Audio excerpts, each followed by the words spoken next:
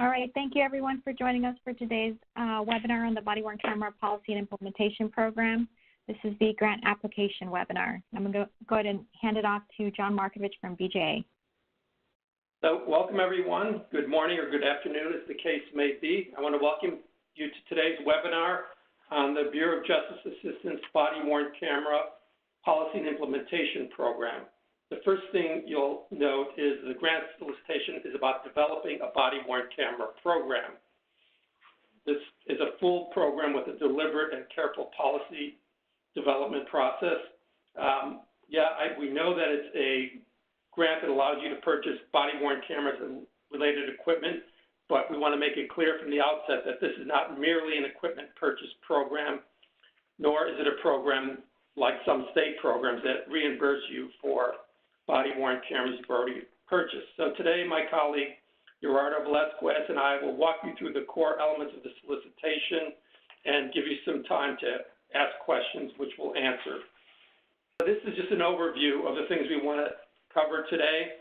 We want to talk about the general objectives and deliverables, the eligibility for the program, give you a little bit of a description of the program and its history, discuss the 4 funding categories and the related funding metrics, and Gerardo will then talk about what can be funded, what's allowable, what's unallowable, and the special condition related to body-worn camera digital data storage. He'll talk about match requirements, and then we'll talk a little bit about requirements that are universal across all BJA grants, and then we'll talk about the required elements specific to the body-worn camera program. We'll also talk about priority considerations for this grant and give you a few tips about clarity as you prepare to submit the application with respect to what peer reviewers want to see. It makes it easier for them to review. We'll talk about selection criteria and important dates, which essentially is the date that this is due, that the application is due. So first thing I want to do is clarify that this year there are 2 BWC PIP grant programs. The one you're interested in is the one for law enforcement agencies. You can see there's a direct link to the solicitation. You can also view that through the funding tab of our website. You may have gotten other notifications in email or seen things posted on Twitter, but that's the key document where everything else, every other link will point you to eventually. At the same time, we're putting out a solicitation for the training and technical assistance. You heard Denise introduce me. She's with our current TTA provider. After so many years, we need to resolicit the training and technical assistance. We'll talk a little bit about the role that training and technical assistance plays should you be awarded the grant. So moving on to the next slide, just to make sure, we're talking about the body-worn camera policy and implementation program to support law enforcement agencies. Some of you may be interested in applying for the TTA solicitation, or there are others that are just generally interested in the program. So knowing what the law enforcement grantees are required to submit will be useful to those of you who are not specifically applying for this grant. So first basic thing I want to talk about is eligibility, and the gist of the eligibility requirement is that this grant is open to all law enforcement agencies that are publicly funded. So that includes municipal, county, state, and tribal agencies, which are our most common applicants, but also includes specialized jurisdictions such as public universities and colleges, transportation authorities, school district, police agencies, etc. I will also stipulate that under our fairly broad definition of law enforcement and criminal justice agencies, correctional agencies and prosecutors' offices also may apply, provided that they perform law enforcement functions. If there's any doubt in your mind, you can contact us about that to discuss your particular situation. And similar to last year, we have a special category that we're calling body-worn camera programs through state or regional consortia, and we'll dive down into what that means in a little bit. This actually gives you a sample of some of the applicants, successful applicants that we had in previous grant years. So we know that municipal and police and sheriff's and state police agencies are eligible, but this just gives you a little more context for what other types of agencies have applied. The common denominator through all these is that these are publicly funded agencies, meaning they're supported with local, state, or other governmental tax funds generally, and they're not federal agencies, they're not private agencies. Those are not eligible to apply for this grant. Okay, I just want to give you a broad sense of what the general objectives and deliverables of the grant are. As I said in the intro, that this is for the purchase and implementation of body-worn cameras in line with federal procurement rules, which basically assures that the process is fair, open, and competitive. Some of you may already have talked to vendors, have vendors in mind, and we'll talk a little bit about that. We're not approving any particular vendor or any purchase order you include with the grant. You can include those, but that doesn't preclude or doesn't mean that you've satisfied the federal procurement rules. That will happen once you're involved in the grant and move towards purchase. The program should be developed in a planned and phased approach, right? You want to get the stakeholder support not only within your department, but other criminal justice stakeholders, particularly prosecutors who will be involved. You want to speak to in developing your program training, how the camera is going to be deployed, how they're going to be procured. So you need to do this in a planful and deliberate way. We also want you to develop operational procedures and tracking mechanisms. Once you get your cameras, how is your data going to be stored, reviewed, accessed? What are the retention periods for your body-worn cameras? What are the types of things you can do for redaction and deletion of the media? You don't need to have all these rules in place. You just have to tell us in the grant that you have a plan to do that and the organizational capacity to move that forward.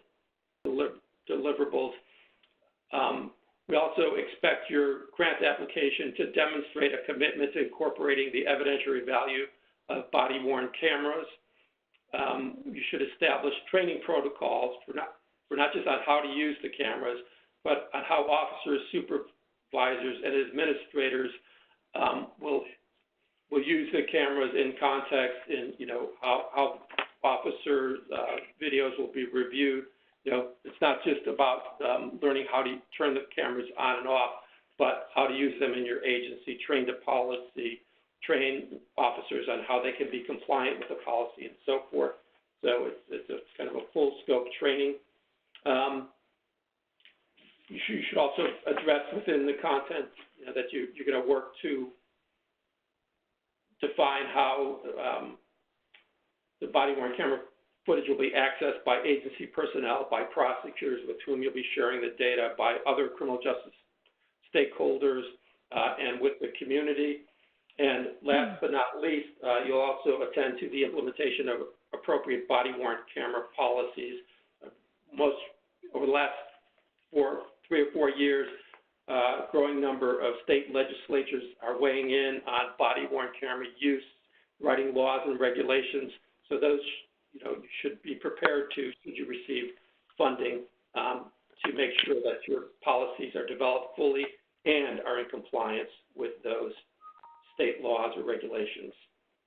So a little bit about the types of programs that are supported.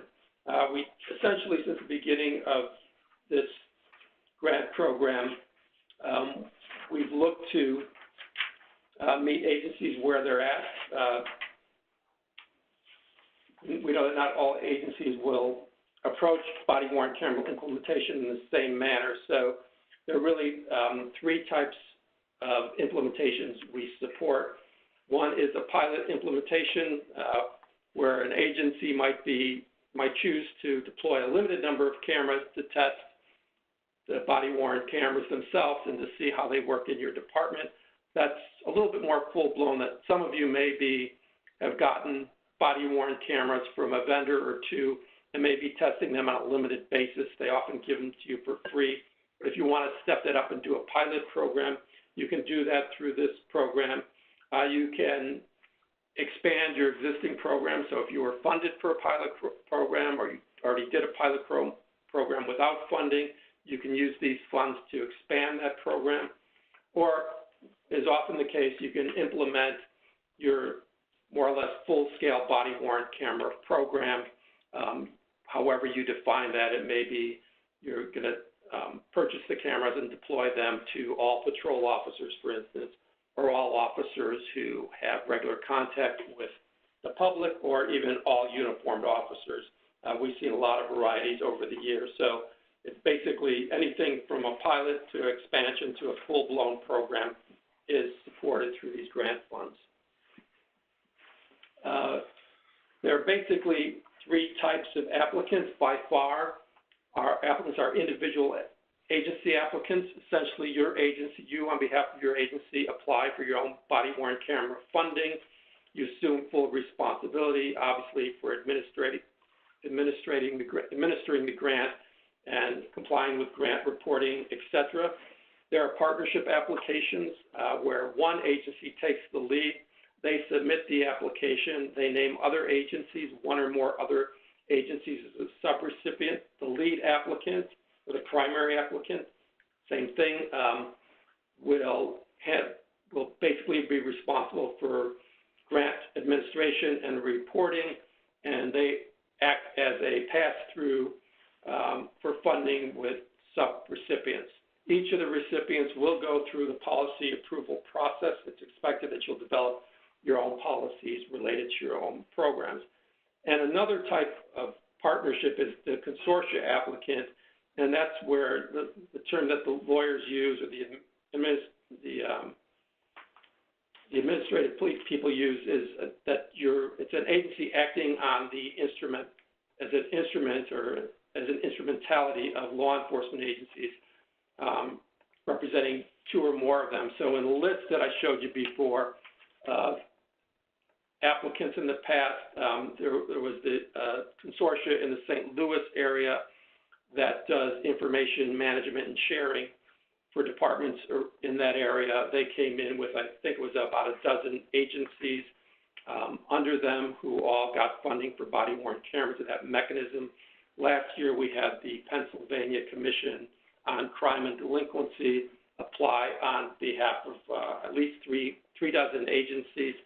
So that provides an economy of scale. We're calling this regional and state consortia, but there may be other types of agencies that qualify, including agencies that might represent university law enforcement.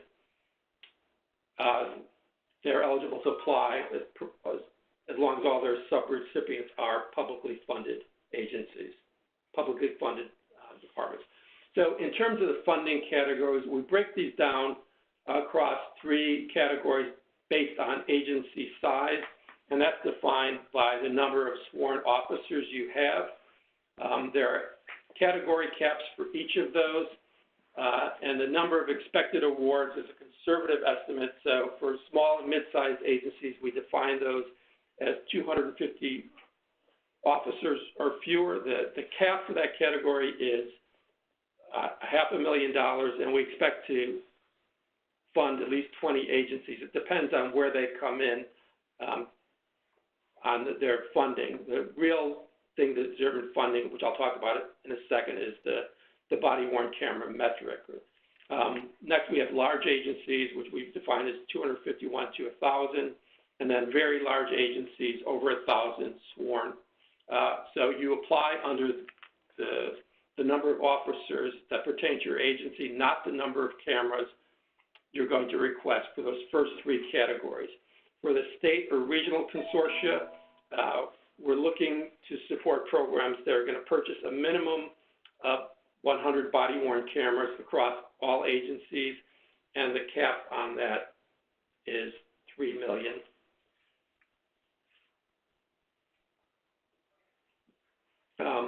This is just an emphasis of what the caps are. And as I said before, the maximum funding is also limited by the body-worn camera metric, which I'll talk about now. So with this year's funding, your federal amount is capped at $2,000 per camera that you plan to purchase.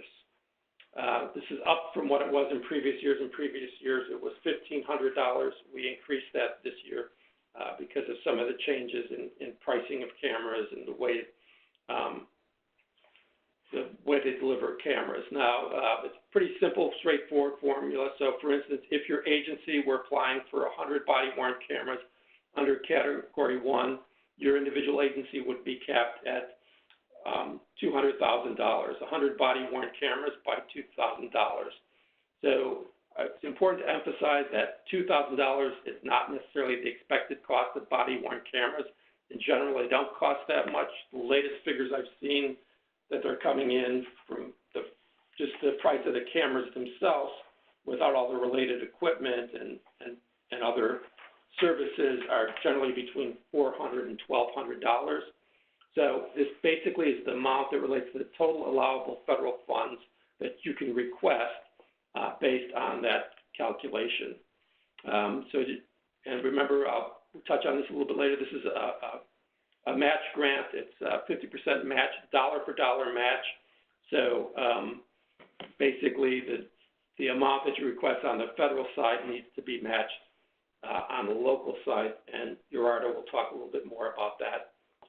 How you can match the various options you have. And with that, I'm going to turn it over to Gerardo, who's going to talk about allowable and unallowable costs and matching. Good afternoon. Allowable costs for federal funds. The Body-Worn Camera Policy and Implementation Program allows federal funds to be used for purchasing body-worn cameras, licensing, or contracts. Also related equipment and equipment upgrades.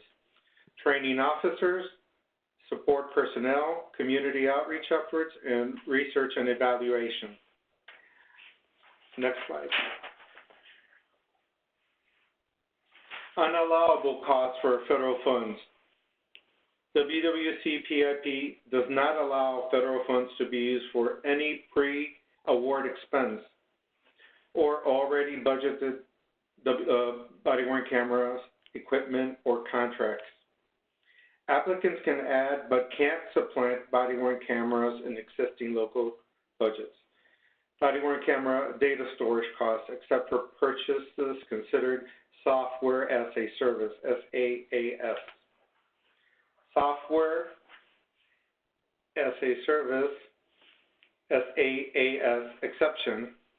Federal funds can be used for body-worn camera storage only if the body-worn camera system is sold as a software as a service, SaaS, and there is no line item distinction for data storage costs. We'll dive in on that a little bit more in some examples.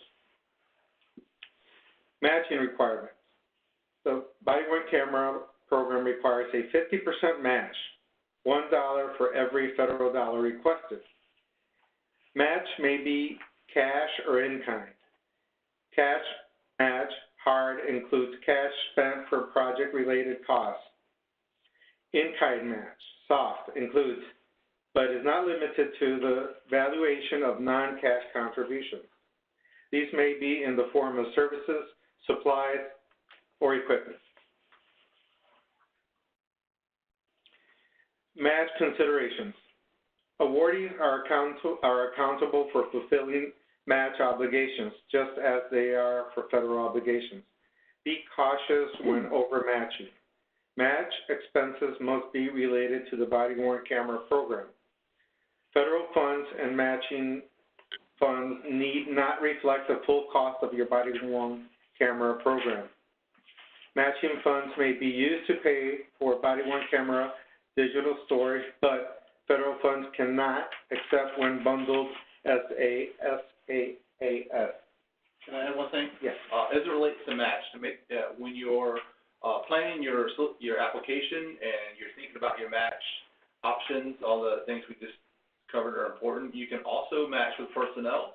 So if we know that it will take quite a bit of personnel time for planning and body-worn camera program execution. So if you have time already budgeted, you can match with that, which would qualify for this program. So in many ways, matching and using existing personnel could represent a cost-neutral match option for your organization.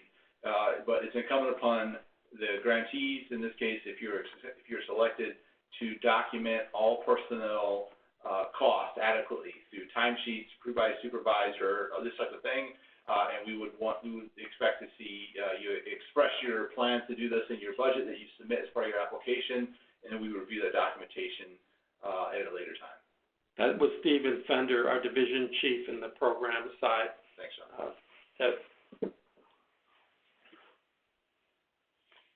And lastly, in-kind and cash match requirements.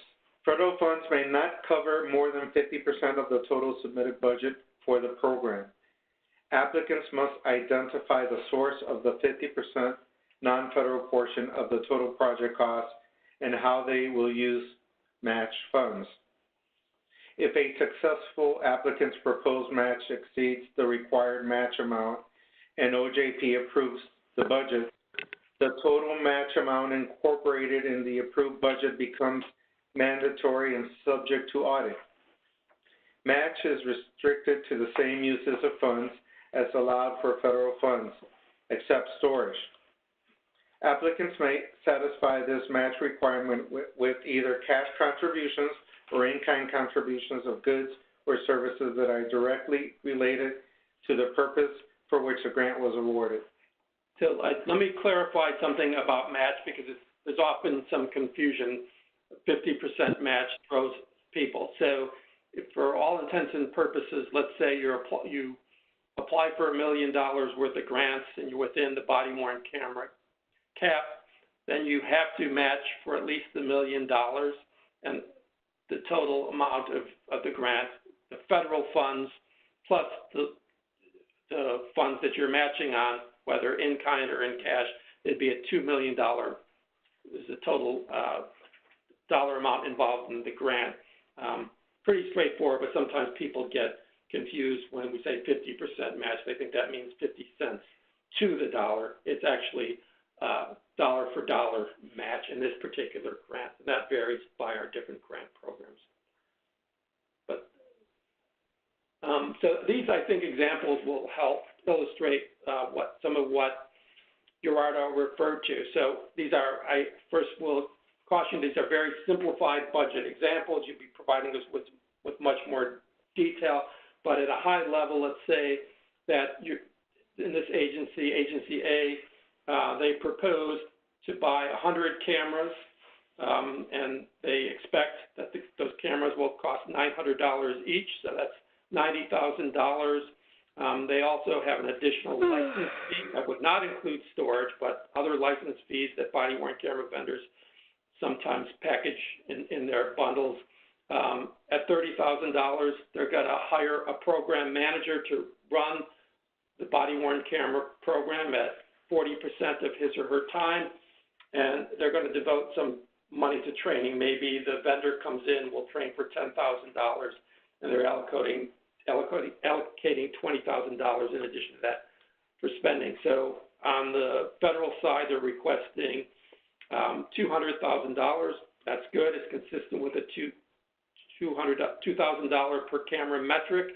And then on the in-kind and cash match, they're going to pay for storage, which they estimate to be $165,000, the docking system, a server upgrade, and attendance at our national meeting.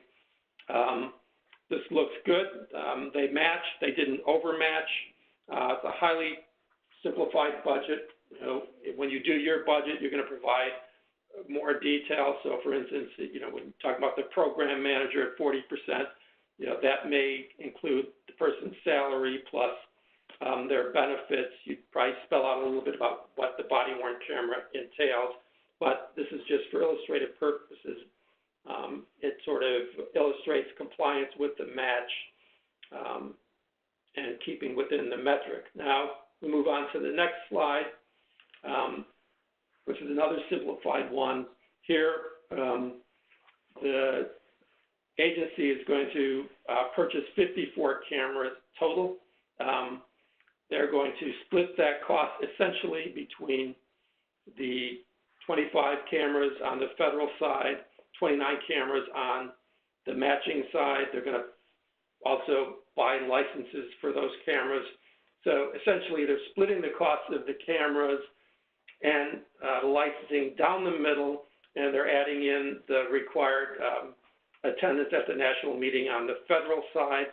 So they basically told us we're going to spend this money to purchase cameras. Now, they're going to have to do all the body-worn camera program development on the side, but they're leaving it implied, and they probably address this in their project narrative, that they're going to do training, they're going to do policy development, they may do community outreach, they'll work with their prosecutor, and all that may have a cost. They just elected not to reflect that in their budget, and this is perfectly legitimate. They're coming in well under the ceiling that would be based on the $2,000 metric, which would have been $108,000. There should be a dollar sign there, and so that's good.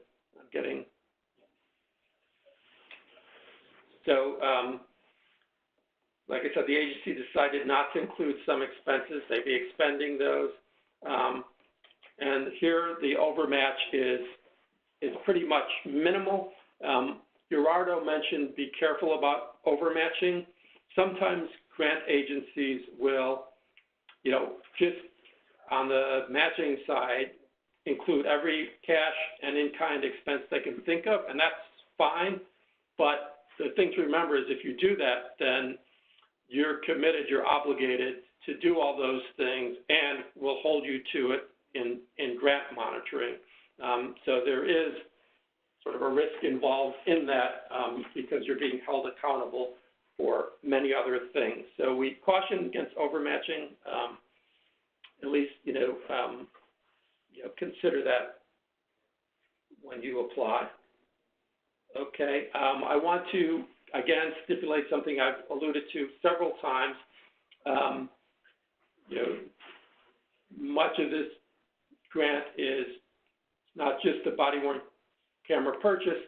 We want to support the development of body-worn camera policies that, as I said before, are deliberate, comprehensive, and are based on partnerships with your other stakeholders, particularly your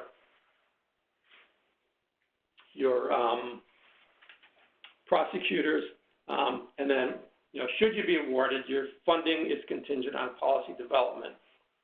10% of your funds will be released for planning purposes, but 90% of your funds are held until this policy condition is approved. And we've modified that a little bit over the course of the history of this grant program. So we really have two ways that can happen. If your agency is already running a program, or for some reason you developed a thorough policy before you've even purchased cameras, if you're a previous grantee, you're expanding your program, basically we'll have a form that we're still developing where your agency executive will attest or certify that the policy was done in a deliberate manner, that it's expansive and touches on we may add some key areas. Or you can do as we've been doing for the last 4 years, work with our training and technical assistance provider to develop such a policy. They're more than eager to help you do that. They've been doing that for 4 years and have experience with hundreds of agencies under your belt. They'll help you, they'll point you to other agencies who are similar to you, who have similar things. Each agency, and this is why we stress that policy development is so important, is answering to different constituencies. Some agencies have a lot of input from the local police union, which or they may have particularly active community oversight who want to weigh in on the policy, or prosecutors who want to weigh in. So we want to make sure that we provide you with the resources necessary to move forward in that area. Some departments are capable of doing that, may have already done that, so we want to be as accommodating as possible, but policy is key. We really, IACP, PERF, the Police Foundation, research all supports the need for policy, particularly when implementing complex technology such as body-worn cameras. Just as an aside, if you're already developed a policy, you want to attach it to your grant application, that's fine, but just because we see it doesn't mean that we're approving it. All the policies must either be certified or we have to approve the policy development process after after you've been awarded the grant. So we're kind of moving towards the close here, but we want to stress these are some elements that every BJA application has to include. These are sort of our standard format for applying for grants, whether it's a program grant, a body-worn camera grant, or any one of our grant programs. You have to fill out the application for federal assistance, the standard form 424. It's a lot of administrative data. That's where you'll say what your federal request is, what your match request is, and a lot of other administrative information such as points of contact.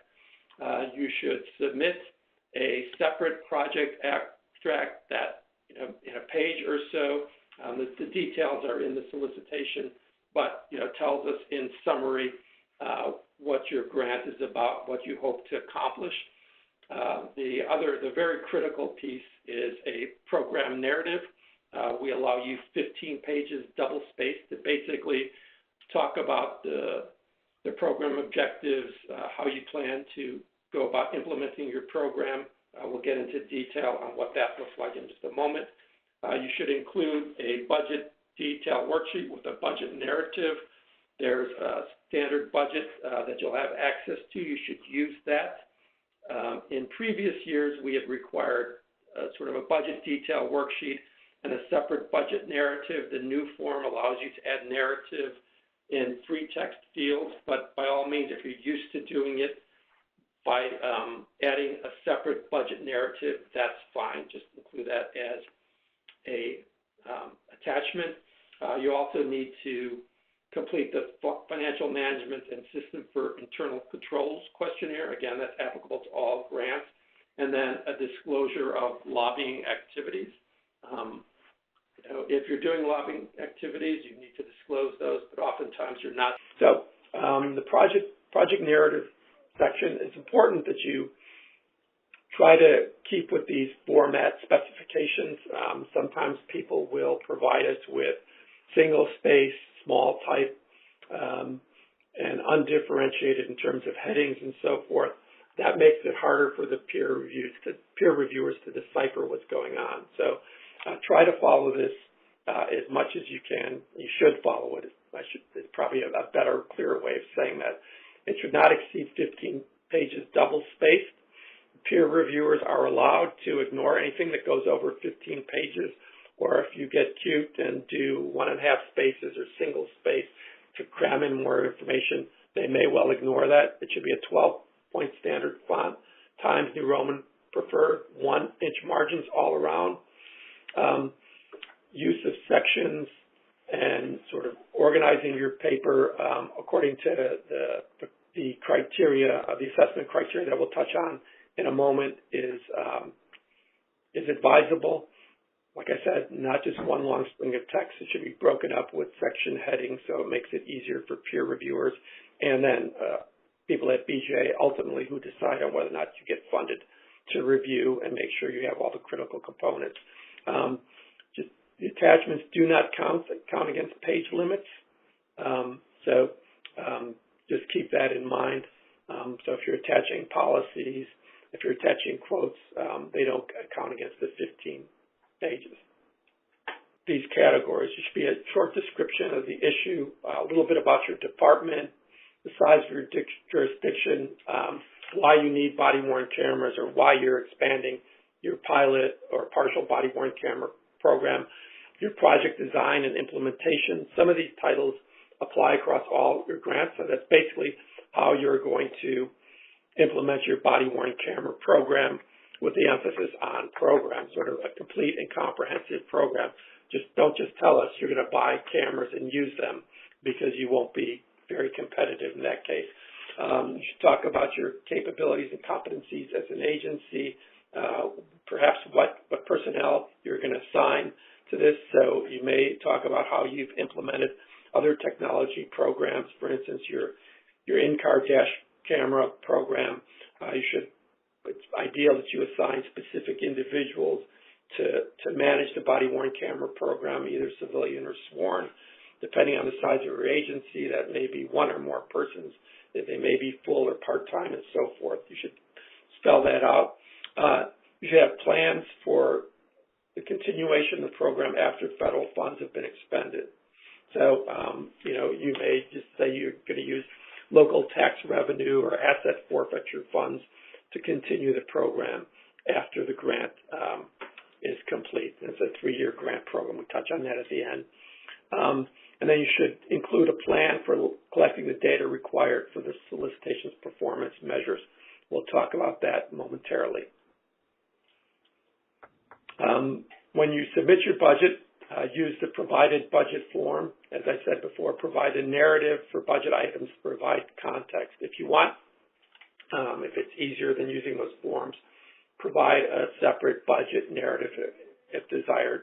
Some people like to say, put it in more narrative forms. We hope to accomplish such and such by doing, and then by doing this, which will cost us this much, kind of a companion to your project narrative. Or you can include that in the spaces provided on the standard budget form, the budget detail. It's important to note, as I said before, that providing a vendor quote, you can do that, but it does not supplant the need for a quality budget. The budget submitted at the time of solicitation is merely considered a cost estimate in terms of defining what your federal request amount is, what your matching amount is.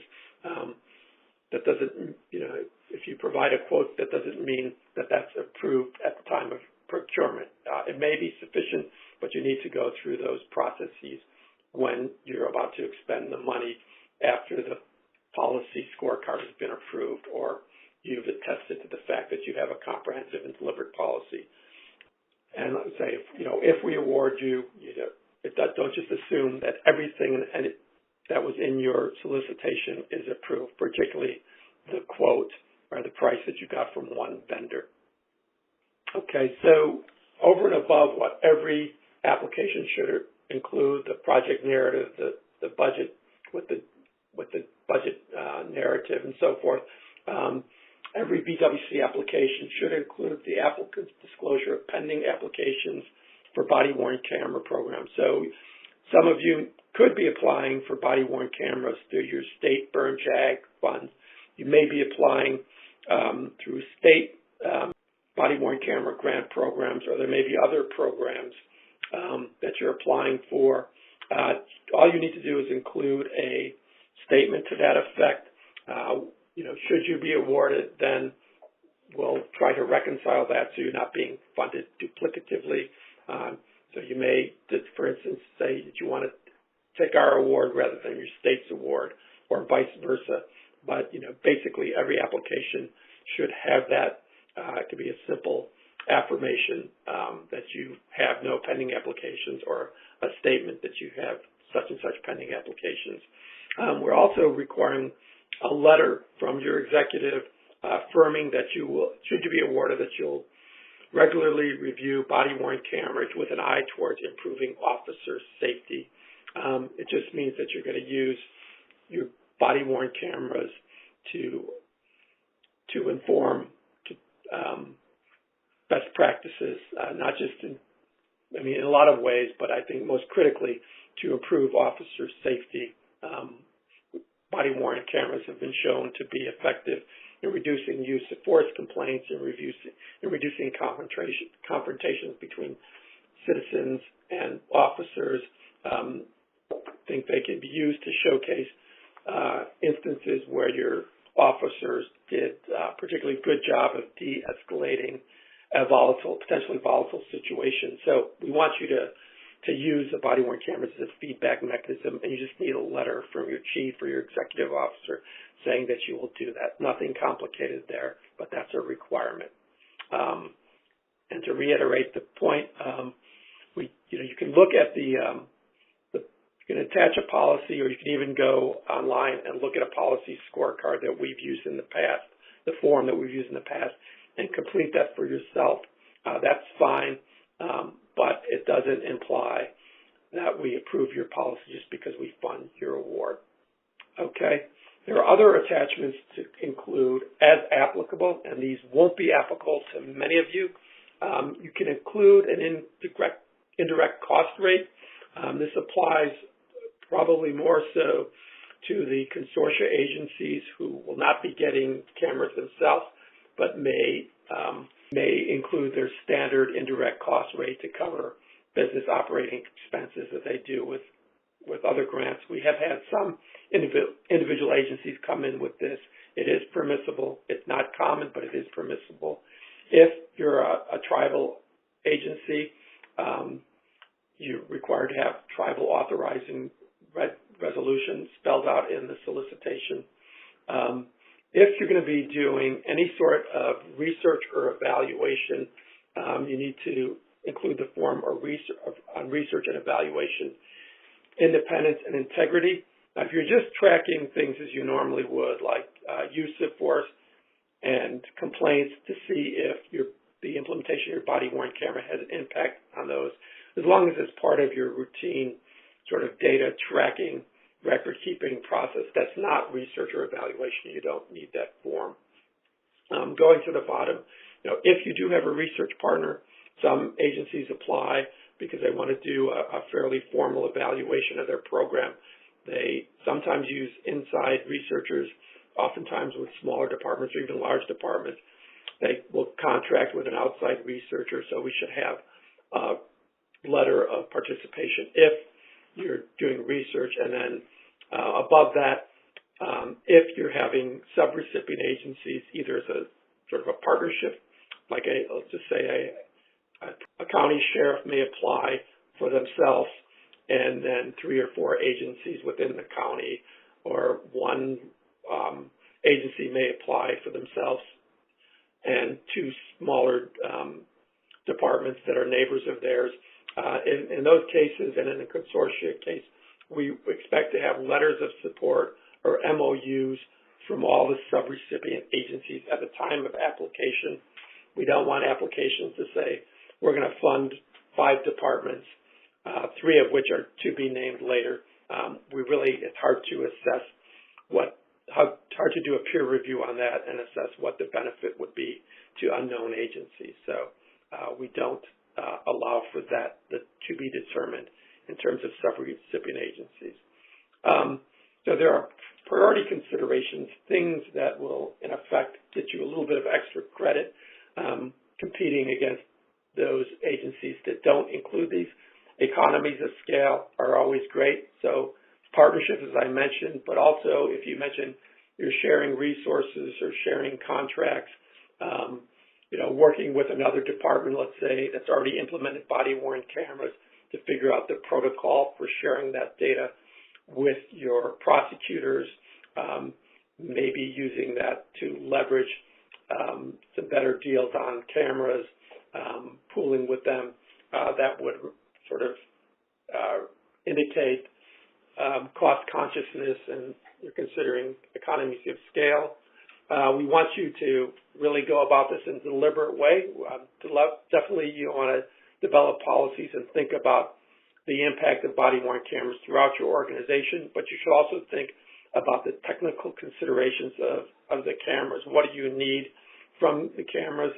You can reference the market survey on body-worn camera technologies. The latest issue of that was 2016. It's by our partner agency, the National Institute of Justice. You can also look at other literature, basically, discussing the technical aspects of the cameras and which cameras might meet your needs. Definitely will be a priority consideration, and you really should provide some indication that you've spoken to your prosecutor, that your prosecutor's office is on board, because they'll be greatly affected when you implement your body-worn camera program. In the past, we've required letters of support. Some people waiting to the last minute weren't able to get those. Prosecutors sometimes tend to be cautious about signing things. We encourage you to get those. If you don't get those, you should be really explicit in your project narrative that you've contacted the prosecutor, that you're working on it, that they're on board, something to that effect. That'll put you at an advantage over those who didn't address that concern. You should also, stipulate that you're going to be considering officer concerns, officer safety, officer buy-in, as body-worn cameras have rolled out, and particularly as officers get used to using them. Officer buy-in is not a problem. Sometimes you have pockets of resistance. Sometimes unions are in opposition, or unions may want something back in return for agreeing to agree to allow your officers to wear body-worn cameras. So just being aware of that and expressing it in your solicitation indicates to us that you're sort of thinking about all the elements of program implementation. To the extent that you can express that you understand how they can increase efficiency, improve evidentiary outcomes, that you'll attend to training and so forth. The extent that you detail that and convince us that you know what you're talking about and will do a good job, that will be helpful. If you address the fact that you'll be managing expectation within police agencies and of the public, that would also add to the value, the credibility of your application. And if you demonstrate commitment to evidence-based practices, that's also a key factor in your favor. You should demonstrate a commitment to performance management and reporting. Every federal grant has a PMT requirement, so you'll be reporting to us on a quarterly basis with your grant reports on what you're spending, how things are going with your policy development, whether you've purchased the cameras, how many you've purchased, if you're purchasing them in an implemented or sort of in a phased way. You should just keep us apprised through regular reporting of that. That's grant reporting, and then the performance measurement that's tied in with the grant reporting. Here's how you get review. We have peer reviewers who are reviewing all these grants. All grants are reviewed provided they pass basic and minimal requirements. So basic and minimal requirements mean that you've included a project narrative, you included a defensible budget. That's not just a quote from your vendor. We tend to pass things through if they, meet those criteria. If we have any doubt, we'll pass it through and let the peer reviewers sort out the good from the bad application. So this is essentially what the scoring criteria are. 15%, this is how the scoring is weighted. 15% will be attributed to or be based on the description of the issue. The largest share is on the project design and implementation. Here will be useful if you reference the fact that you'll be reviewing video regularly should you be awarded to enhance officer safety. Remember, that's a required form and attestation to that effect by your chief executive. There's 15% for the competencies and capabilities of your agency and your staff. 5% is weighted for program continuity, 10% for performance management plan, how you're going to track the purchase of the cameras, the impact of the cameras, perhaps compliance with policy and those types of things. If you're telling the officers they need to be on in certain encounters, you should have some mechanism to assure that officers are complying with that policy. You don't have to have that at the time of the grant. You just need to tell us that you're going to develop that and give us some idea of how. And then 20% of the budget. So all these categories, it'd be great if you had these as headings in your project narrative. Budget doesn't necessarily have to be there because you have the same budget narrative, but it wouldn't hurt if you just had title or a section head in your project narrative that said, this is what we're expending on the budget. More details are found in a budget detail worksheet. What I probably want to emphasize is you should make clear, it should go without saying, but sometimes people aren't clear on how many body-worn cameras they're buying. Obviously, we have the body-worn camera metric that sets the ceiling on your federal award, so that should be explicit. I think it's a good idea to put it both in your budget and include it somewhere in your project narrative, probably at the top. We plan to purchase 100 cameras with this program, and so forth, just so the peer reviewers and when BJA staff go to review this, they don't have to look for that. Sometimes it's hard to discern, and if it's hard to follow your application, it's probably not going to be graded as highly as some other applications that are laid out more logically and more clearly. So these are the major takeaways. This is a competitive grant program. It's not an equipment purchase program. Budget funds cannot be used to pay for body-worn cameras you already bought or plan to buy before grant notifications. That's supplanting.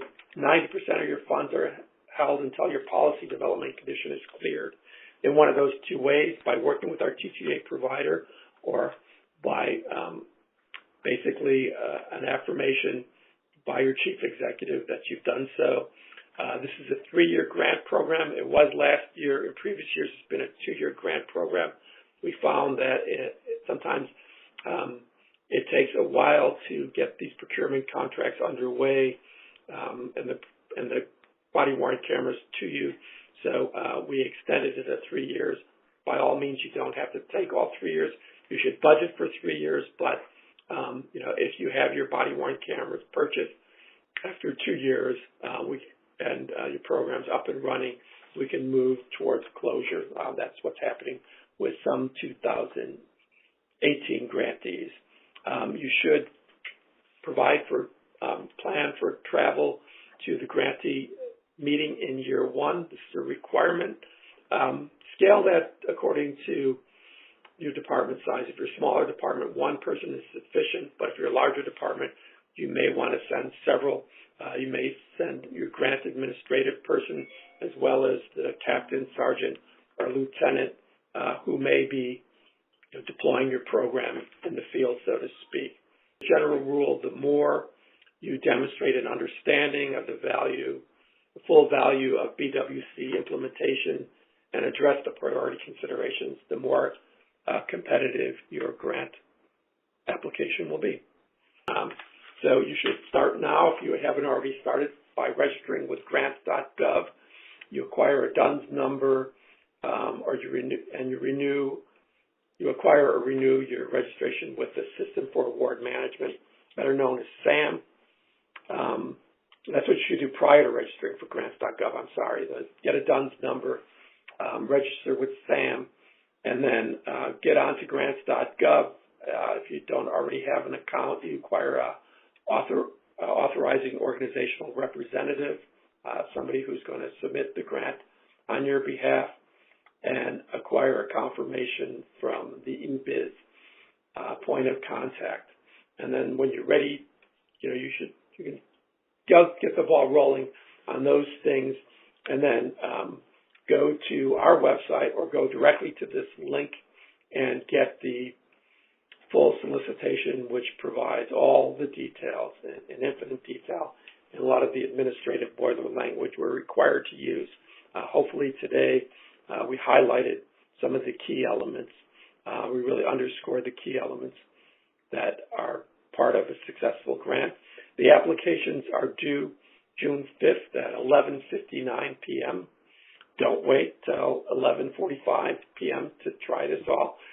You should, we generally don't allow for extensions based on the fact that you waited to the last minute. This is not an easy process, so you should be attempting to upload your things well before that time. Waiting for the last minute doesn't help you, obviously, and if you don't get everything in, if you get a hitch in the system, you may not have your grant go forth.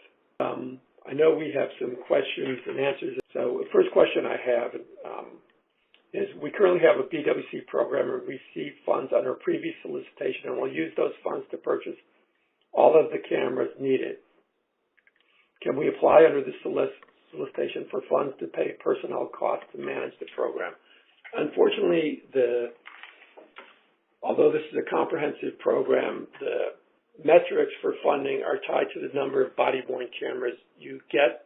So the only way you can really apply for this grant is to apply for additional cameras. In this case, if you didn't fully deploy and you want to deploy further, you'd basically apply for those cameras. There's no provision under this year's grant.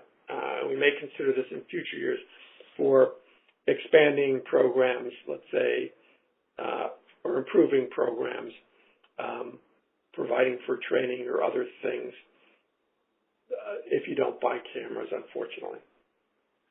The next question is, what about assurance plans like the Body 2 assurance plan and docking station assurance plans and administrative licenses? Are they allowable? Our quote looks like this.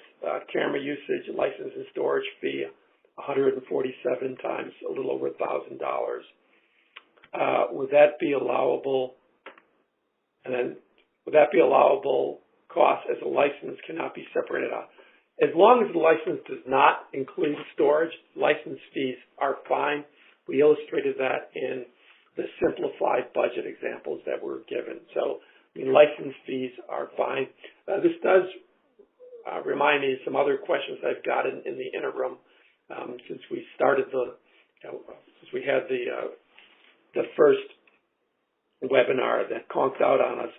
I did get a request from someone stipulating that they were going to purchase cameras and pay for them in the first year and then have a 4-year and then match on a 4-year contract. Just keep in mind that this is a 3-year grant, so your expenditure should occur in those 3 years.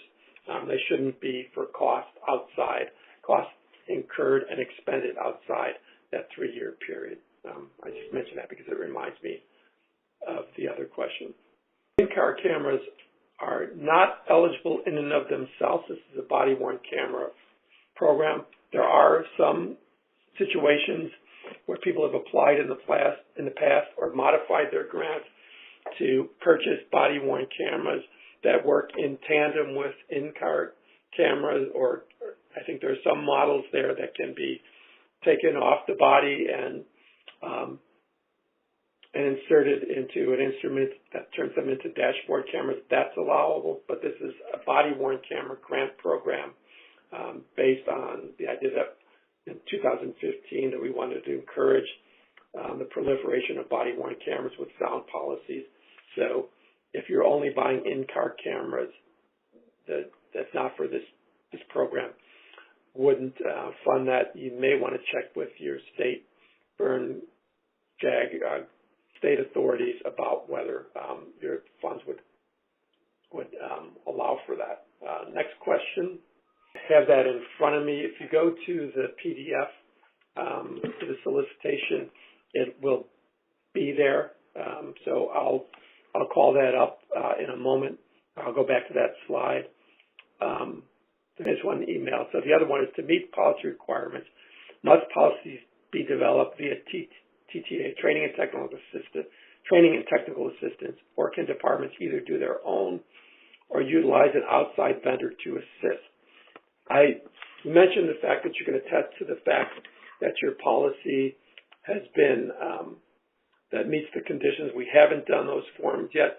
I would be cautious about outside vendors. We want your policy to be written to your jurisdiction and to your community and to your prosecutor. So sometimes these boilerplate policies, depending on the vendor, aren't customized. We think that the policy should be customized to meet local considerations. We'll work with you to get that process underway. Basically, I think, we want good, sound, comprehensive policies, and we'll work with you. We don't know that the vendors may be able to provide that, but oftentimes they don't know the particulars of your jurisdiction. So for the person who submitted that question, we can work with you as the condition warrants should you be awarded. Good afternoon. My agency has already budgeted for and is in the process of rolling out the BWC program. However, training expenses were not part of the budget. Can this grant be applied towards any part of the training expenses without adding cameras? I think I answered that question before. No, unfortunately not. If awarded, when do we anticipate the funds will be available? That's a great question. I meant to address that in my closing remarks before I went to question and answer. So the grant will be closed on June 5th. We take some time to process those, to review them, to make sure they meet basic minimal requirements, and then they go to the peer reviewers, and then the peer reviewers make their scores, and we take that and make our recommendations for funding. I do that as a program manager in concert with, as a policy side manager in concert with some program staff.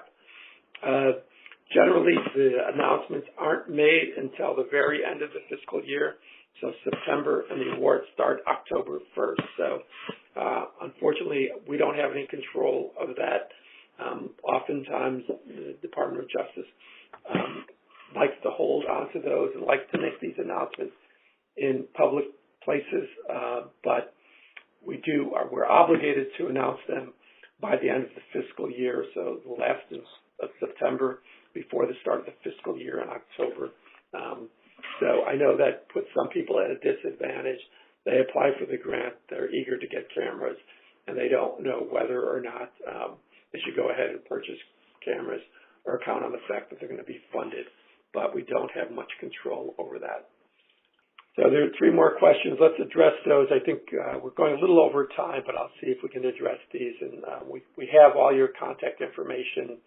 You can send other questions to myself, and I'll provide my email in just a second. So the 3 other questions are, can the grant pay for redaction software or software that allows for editing and analyzing of the footage? It sure can. That's part of the comprehensive body-worn camera program that can go either on the federal side or the matching side. That's an allowable expense. Requirement 2B talks about performance measures. If we do not have those specifically defined by the solicitation date, can we just say we are working on those with our outside researcher? I think that's fine. I think this question sounds a little more complicated than what most agencies will encounter. If you're doing an outside research, you work with an outside researcher, you're probably doing something more robust. I think to the extent that you give us the parameters of what you hope to measure over and above sort of the standard things like, track your complaints, track your use of force, obviously track, the purchase of your cameras and the deployment of those cameras, which are sort of standard administrative tracking things. If you're doing research, you can say, give us an idea of what those parameters are, full details to be provided once we engage that researcher. Am I limited to procuring cameras on a 1 camera to each sworn employee? No, you're not. Some agencies do deploy 2 cameras for employees. Just keep in mind that, this is a competitive grant program. So if you propose that and there's a very similar proposal that proposes 1 camera per employee, then that may be viewed as competitively more cost effective. So there's no prohibition. Some agencies do deploy 2, or maybe, and it's very common for agencies to, let's say, plan to deploy 100 cameras, but purchase 10 extras to be on standby if the cameras go down and so forth. So that's allowable. There's no prohibition against that. Just keep in mind that you're competing against other people. That's my contact information. Gerardo was probably the best person to contact with regard to the things he spoke about, match requirements, allowable and unallowable expenses. Do feel free to CC me if you're speaking to Gerardo about that. About other things like eligibility, things along the lines of the questions that we just talked about, feel free to email me. Probably better to email than call, at least initially, just so you can lay out in words what your issue is, and then we can respond and we can follow up with contacts. I will say one thing, I know we've gone a little over our hour time here, is that, we're not going to, if you are going to call us and look for inside tips, get affirmation about whether this vendor is correct or this is a reasonable quote, we're not going to answer those questions. We have to remain neutral about those things. We can't coach you on the particulars of your grant application.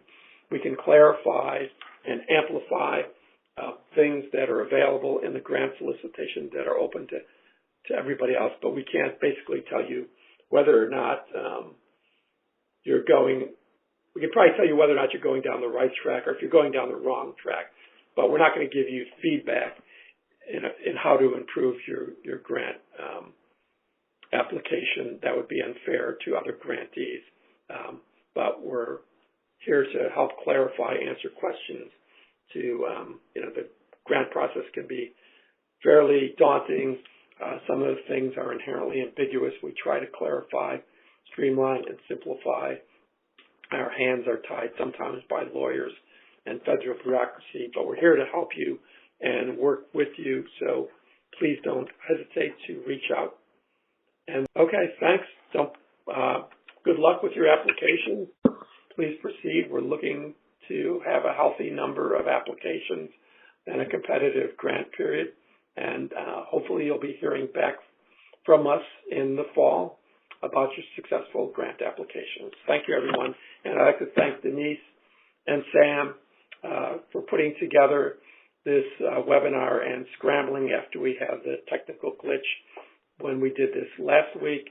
And I'd like to thank my colleague Gerardo for pitching in and helping us understand the allowable costs and the funding, the match and funding requirements. Thanks, everyone. Have a good afternoon.